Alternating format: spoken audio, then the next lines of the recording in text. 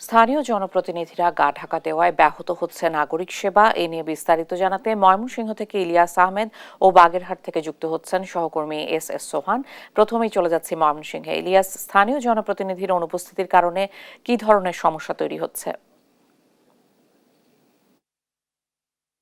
গত ৫ তারিখে শেখ হাসিনার সরকার দেশ ত্যাগের পর আমরা দেখেছি ময়মনসিংহের কিন্তু যারা জনপ্রতিনিধি আছেন এর মধ্যে ৯০% জনপ্রতিনিধি তারা ঘা ঢাকা দিয়েছেন, যার কারণে উন্নয়ন কর্মকাণ্ড ব্যাহত হচ্ছে এবং নাগরিক ভোগান্তি কিন্তু চরমে উঠেছে। আমি এখন রয়েছি ময়মনসিংহ সিটি কর্পোরেশনে রয়েছি। আমরা দেখেছি আজকে সকালে কিন্তু সিটি কর্পোরেশনের মেয়র ইকরামুল হক টিটু তিনি কিন্তু অফিস করেছেন এবং তিনি সকল কর্মচারীদের নিয়ে কিন্তু অফিস করেছেন এবং আজকে থেকে নিয়মিত অফিস করবেন বলে সেই বিষয়টি তিনি নিশ্চিত করেছেন। এবং এর আগে দেখেছি আমরা সিটি কর্পোরেশনের কার্যক্রম কিছুটা ব্যাহত হয়েছে। এছাড়া উপজেলা পরিষদ, পৌরসভা এবং ইউনিয়ন পরিষদের জনপ্রতিনিধি যারা আছেন তারা কিন্তু বেশিরভাগই ঘা ঢাকা দেওয়ার কারণে উন্নয়ন কর্মকাণ্ড সহ নাগরিক সেবা সেটি কিন্তু একেবারেই কমে গেছে এবং নাগরিক ভোগান্তি কিন্তু অনেকটাই বেড়েছে। এই নিয়ে সাধারণ মানুষের মধ্যে অনেক ক্ষোভ কিন্তু আমরা লক্ষ্য করেছি। আমরা এই বিষয়টি নিয়ে একটু যুক্ত হব।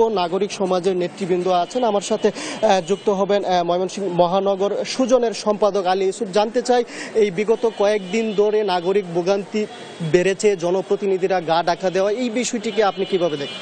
একটি রাজনৈতিক প্রেক্ষাপটের কারণে আমরা দেখতে পাচ্ছি যে স্বায়ত্তশাসিত প্রতিষ্ঠান যেগুলো জনগণের প্রতিনিধিরা আছেন সেই ধরনের প্রতিষ্ঠানে জনপ্রতিনিধিরা অনুপস্থিত থাকছেন। এতে জনগণের যে ভোগান্তি দিন দিন চরম বেড়ে যাচ্ছে। তা আমরা মনে করছি যেহেতু এটি জনগণের সাথে সরাসরি সম্পৃক্ত এবং জনগণের দ্বারা নির্বাচিত প্রতিনিধিরা আছেন তারা দ্রুত তাদের কর্মস্থলে ফিরবেন এবং স্বাভাবিক যে কাজকর্ম আছে সেটি তারা শুরু করবেন। কারো বিরুদ্ধে যদি কোনো ধরনের কোনো অভিযোগ থাকে সেটিকে যেন আইনগতভাবে মোকাবেলা করা হয়, কেউ যেন অনুপস্থিত না থাকে। আরেকটি বিষয়, এখানে যারা উপস্থিত হবেন, যারা জনপ্রতিনিধি আছেন তাদেরকে যেন রাষ্ট্র তাদেরকে যেন জানমালের নিরাপত্তাটি নিশ্চিত করেন, যে এখানে আসার পরে কোনো ধরনের অপ্রীতিকর কোনো ঘটনা যেন না ঘটে। ধন্যবাদ। আসলে নাগরিক সমাজের এই নেতা বলছিলেন যে যারা জনপ্রতিনিধি আছেন তারা তাদের প্রত্যেকেই অফিস করবেন এবং সাধারণ মানুষের যে ভোগান্তি সেটি কিন্তু নিরসন করবেন, সেই বিষয়টি বলছেন এবং তাদের নিরাপত্তার বিষয়ে সরকার যথাযথ পদক্ষেপ নেবেন সেই বিষয়টি কিন্তু তিনি বলছিলেন। এই ছিল আমার কাছে ময়মনসিংহ থেকে নাগরিক ভোগান্তি নিয়ে সর্বশেষ তথ্য। দর্শক, শেখ হাসিনা দেশ থেকে পর আমরা দেখেছি সারা দেশেই কিন্তু জনপ্রতিনিধিরা গা ঢাকা দিয়েছেন। আমরা এই বিষয়টি জানতে এখন চলে যাব বাগেরহাটে, সেখান থেকে যুক্ত হবেন আমাদের সহকর্মী সোহান।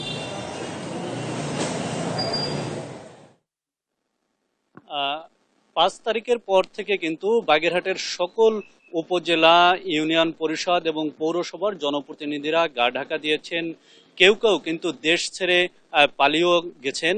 এই পরিস্থিতিতে স্থানীয় সরকার বিভাগের এইসব প্রতিষ্ঠানে কিন্তু স্থবিরতা বিরাজ করছে। আমরা যতদূর জেনেছি বাগেরহাটের বেশিরভাগ জনপ্রতিনিধিরা কিন্তু এখন পর্যন্ত নিয়মিত অফিস করছেন না এবং গা ঢাকা দিয়েছেন। আমরা যদি আপনাদেরকে একটু জানাতে চাই, বাগেরহাটে ৯টি উপজেলা, ৩টি পৌরসভা এবং ৭৫টি ইউনিয়ন রয়েছে। এসব জায়গায় ১,০৪১ জন কিন্তু জনপ্রতিনিধি রয়েছে। এই ১,০৪১ জন জনপ্রতিনিধির বেশিরভাগই হচ্ছে আওয়ামী লীগ সমর্থিত এবং অনেকেই বিনা প্রতিদ্বন্দ্বিতায় নির্বাচিত হয়েছেন। বিগত দিনে তারা নানান রকম ক্ষমতার অপব্যবহার করার কারণে তারা কিন্তু এই মুহূর্তে আসলে তাদের নিয়মিত কার্যক্রম পরিচালনা করতে পারছেন না, যার কারণে জনগণের কিন্তু ভোগান্তি বাড়ছে। আমরা বিভিন্ন ইউনিয়ন পরিষদ, পৌরসভা ঘুরে দেখেছি যে মানুষ নাগরিক সেবা নিতে এসে জনপ্রতিনিধিদের পাচ্ছেন না। জন্ম সনদ, ট্রেড লাইসেন্স সহ বিভিন্ন সেবা কিন্তু তারা পাচ্ছে না, যার ফলে জনভোগান্তি বাড়ছে। স্থানীয়রা জানিয়েছেন অতি দ্রুত এই স্থবিরতা কাটিয়ে জনসেবা নিশ্চিত করা হোক। বাগেরহাট থেকে এই ছিল আমার কাছে জনভোগান্তির সর্বশেষ খবর।